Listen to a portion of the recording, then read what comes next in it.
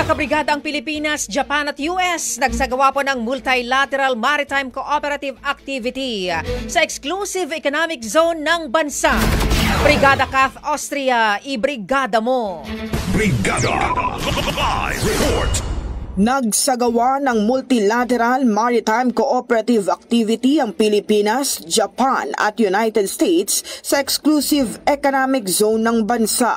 Ayon sa US Indo-Pacific Command, kabilang sa mga barkong kalahok sa MMCA ngayong araw ang US Navy P-8A Poseidon, Philippine Navy BRP Andres Bonifacio at Japan Maritime Self-Defense Force Murasame-class destroyer JS Samidare.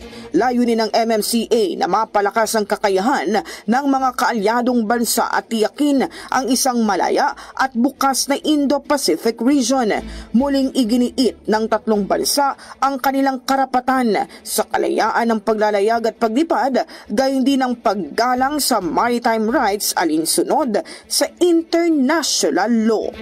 In the heart of changing lives, ito si Brigada Kath Austria ng 105.1 Brigada News sa Manila, the Music and News Authority. Brigada Balita Nationwide.